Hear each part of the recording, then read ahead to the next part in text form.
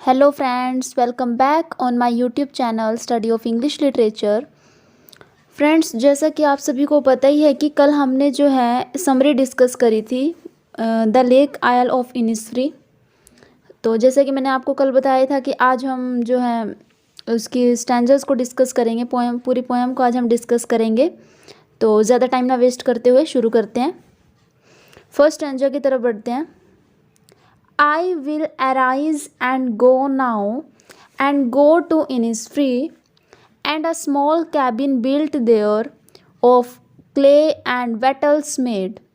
9 bean rows will I have there a hive for the honey bee, and live alone in the bee loud glade. तो मैंने जैसे आपको कल बताया ही था कि ये जो पोएम है एक लिरिक पोएम है और इसमें जो है पोइट्स अपनी लॉन्गिंग डिज़ायर को व्यक्त कर रहा है, अपनी जो पीस ऑफ ट्रैंक्विलिटी है उसको जो है पोइट बता रहे हैं। तो फर्स्ट लाइन में पोइट बोलते हैं I will arise and go now.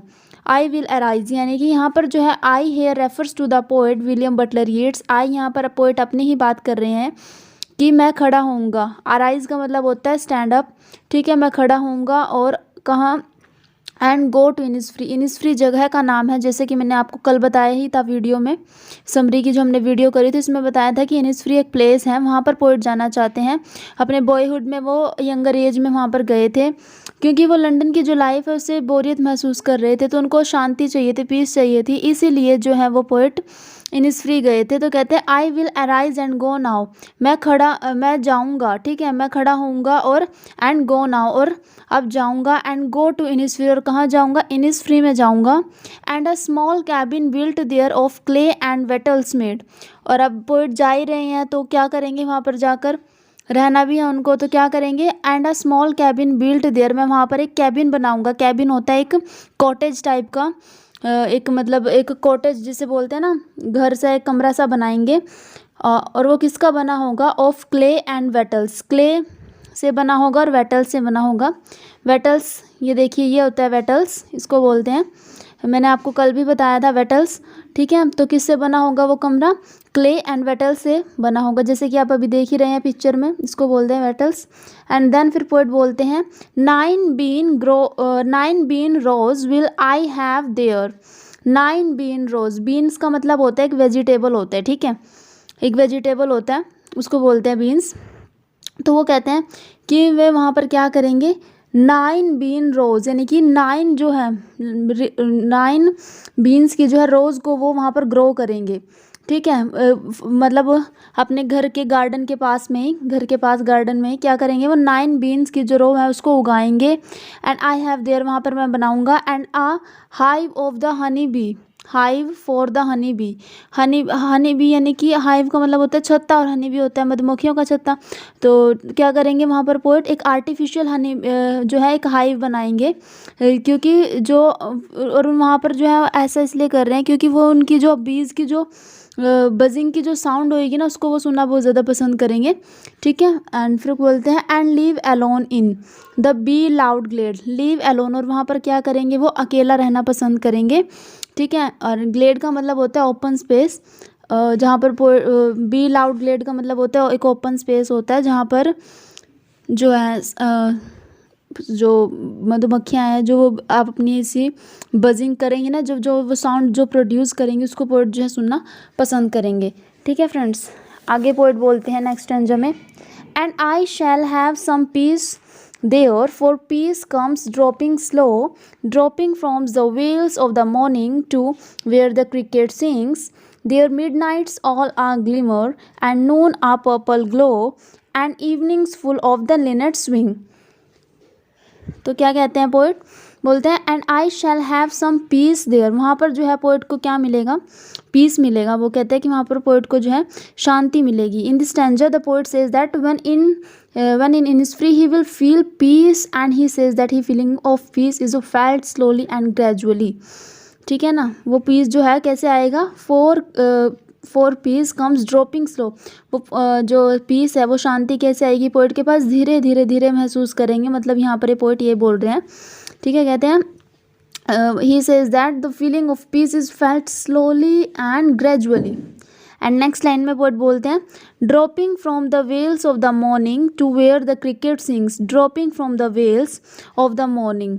तो यहाँ पर ड्रॉपिंग वेल्स किसके लिए यूज़ किया गया है, यानी कि मॉर्निंग का जब सीन होता है तो आसमान में जो बादल होते हैं ना छा जाते हैं तो कुछ भी क्लियर नहीं दिखाई देता ना, तो उसकी बात कर रहे हैं। मॉर्निंग के टाइम पर जब मौसम जो होता है क्लाउडी सा होता है तो ऐसे लगता है जैसे मॉर्निंग ने वेल्स को पहना हुआ है। वेल्स आप यहाँ पे देख ही रहे हैं, जैसे वेल्स का मतलब होता है एक ओढ़नी टाइप का होता है, मतलब ऐसे सारा आसमान ऐसे कवर है, कुछ भी क्लियर दिखाई नहीं दे रहा है। To where the cricket sings, और मॉर्निंग के टाइम पर क्या हो रहा है, क्रिकेट। क्रिकेट का मतलब होता है एक झिंगूर होता है, ठीक है, एक विंग्ड जो होता है इंसेक्ट होता है, ठीक है, तो उसको बोलते हैं क्रिकेट। इसको झिंगूर भी बोल सकते हैं। तो कहते हैं उसकी जो आवाज़ है, उसका जो म्यूज़िक है उसको सुनना वो पसंद करेंगे। There midnight's all a glimmer and noon a purple glow and evening full of the linnet's wing. Midnight यानी कि आधी रात में क्या होता है पता ही होगा। मिड नाइट में वो जो स्टार्स होते हैं, ग्लिमर कौन करेगा, चमकता कौन है, स्टार से चमकते हैं ना। तो पोएट बोल रहे हैं यहाँ पर मिड नाइट में क्या करेंगे, वो स्टार्स को देखेंगे, ठीक है। He will see the twinkling stars in the open sky. And then फिर बोलते हैं and noon a purple glow, यानी कि आफ्टरनून के टाइम पर क्या करेंगे, सनलाइट जब होता है, मतलब सनलाइट का टाइम होता है दोपहर से, अगर सीजन मतलब टाइम होता है तब आप देखना जैसे हल्का हल्का सा पर्पलिश ग्लो हो जाता है ना। तो वो पोएट बोल रहे हैं कि when the sunlight will give a purplish glow it will also give him peace, मतलब अगर जब पर्पल सा ग्लो हो जाएगा ना आफ्टरनून में, सनलाइट की जो रोशनी है, सन की जो रोशनी है उसका जब पर्पल सा क्या हो जाएगा, पर्पल सा जब ग्लो हो जाएगा तो वो चीज़ भी जो है पोएट को पीस प्रदान करेगी। एंड देन फिर बोलते हैं and evening full of the linnet's wing, और शाम के टाइम पर क्या होगा, लिनेट्स क्या होता है बच्चों, लिनेट्स एक बर्ड होता है, ये बर्ड का नाम है लिनेट, ठीक है, एक पक्षी होता है, ब्राउन से कलर का होता है ये, तो उसको क्या कहते हैं। फिर आगे बोलते हैं कि and evening full of linnet's wing, और क्या करेंगे, when he will see the linnet bird, अगर लिनेट बर्ड को जब वो देखेंगे तो क्या करेंगे, जब वो उड़ता हुआ दिखाई देगा आसमान के, वो भी जो है पोएट को पीसफुल लगेगा, ठीक है ना। तो मतलब सब चीज़, क्योंकि पोएट वहाँ पर जा ही इसलिए रहे हैं, इनिसफ्री इसलिए ही जा रहे हैं पोएट, ताकि पोएट को जो है पीस प्रदान हो, ठीक है, पीस शांति मिले, क्योंकि लंदन की जो लाइफ है ना उससे पोएट बोर हो गए हैं, ठीक है। तो कुछ शांति चाहिए, कुछ टाइम अकेले में स्पेंड करना चाहते हैं, इसलिए वो इनिसफ्री आना चाहते हैं, ठीक है। एंड देन नेक्स्ट स्टैंजा में पोएट बोलते हैं अगेन, फिर से बोलते हैं I will arise and go now for always night and day, I hear lake water lappings with low sounds by the shore. I will stand on the roadways or on the pavements grey. I hear it in the deep heart score. यहाँ पर poet बोलते हैं, फिर से बोलते हैं मैं उठूँगा और चला जाऊँगा, और अब चला जाऊँगा for always night and day. यहाँ पर always and night and day means पूरा दिन, यानी कि full of all the time. Night and day का मतलब होगा ऑल द टाइम, यानी कि हर समय, ठीक है।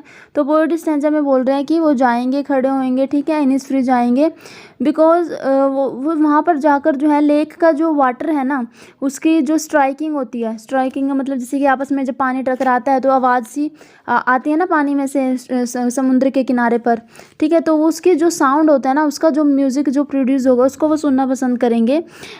उसके बाद कहते हैं while I stand on the roadway, जब मैं रोडवे के पास खड़ा होऊंगा तो वो भी जो है वहाँ पर भी जो है पोएट को बहुत ही शांति लगेगी, क्योंकि वहाँ पर हर चीज़ को वो देखना पसंद करेंगे। और फिर बोलते हैं I hear it in the deep heart score. Heart score का मतलब होता है the inner most part of the heart, यानी कि बिल्कुल दिल की गहराई से वो हर चीज़ को डीपली जो है महसूस करेंगे, डीपली जो है हर चीज़ को यूज़ करेंगे, सुनना पसंद करेंगे, ठीक है। और अब यहाँ पर ये जो साउंड है ना, gentle sound of the water, ठीक है। आई हियर सेकंड लाइन में बोला ना इन्होंने, I hear lake water lapping with low sounds by the shore. तो यहाँ पर जो है ना ओनोमोटोपिया जो फिगर ऑफ स्पीच है वो यूज़ की गई है, ठीक है ना। जेंटल साउंड ऑफ किसी साउंड जब कोई प्रोड्यूस होते हैं तो उसके लिए ओनोमोटोपिया जो फिगर ऑफ स्पीच है वो यूज़ की जाती हैं। तो अब हम कुछ लिटरेरी डिवाइसेस की बात कर लेते हैं। ये हमने पोएम जो है छोटी सी है, बिल्कुल शॉर्ट पोएम है, 3 स्टैंजाज है इसमें, वो हमने डिस्कस कर लिया। अब हम कुछ लिटरेरी डिवाइसेस की बात करते हैं दोस्तों। तो जैसे कि लिटरेरी डिवाइसेस में हम राइम स्कीम की बात करेंगे, फिगर ऑफ स्पीच की बात करेंगे। तो सबसे पहले हम राइम स्कीम की बात कर लेते हैं। तो इसमें राइम स्कीम जो यूज़ हुई है ना दोस्तों, ए बी, ठीक है, ए बी सब में जो है तीनों स्टैंडर्ड्स में ए बी यूज़ हुई है राइम स्कीम। एंड एलिट्रेशन भी यूज़ हुआ है। अगर हम फिगर ऑफ स्पीच की बात करें तो एलिट्रेशन हुआ है, ठीक है, रेपिटेशन है, पर्सोनिफिकेशन है एंड मेटाफोर है।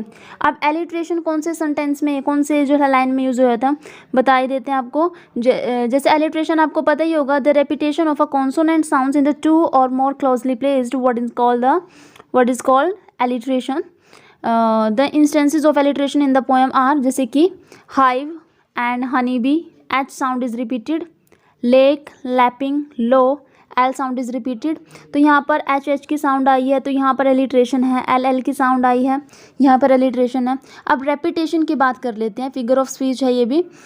आई will arise and go now is repeated in the stanza first and third. देखो फर्स्ट स्टैंजा में भी आप ध्यान से देखो जरा एक बारी, I will arise and go now and go to Innisfree, ठीक है, ये फर्स्ट स्टैंजा में ये लाइन यूज़ हुई है। And then next final stanza जो हमारा थर्ड, उसमें भी I will arise and go now for always night and day, यहाँ पर भी I will arise go now, और फर्स्ट स्टैंजा में भी I will arise and go now. तो यहाँ पर जो है क्या है, यहाँ पर रेपिटेशन यूज़ हुई है, ठीक है दोस्तों। पुनरावृत्ति बोलते हैं ना जिसको, दोहराई होना बार बार, उसको बोलते हैं, आपने अलंकार हिंदी में किए होंगे। And then personification, morning is personified, morning को जो है पर्सोनिफाई कर दिया है। मेटाफर भी यूज़ हुआ है, clouds are compared to the veils, ठीक है।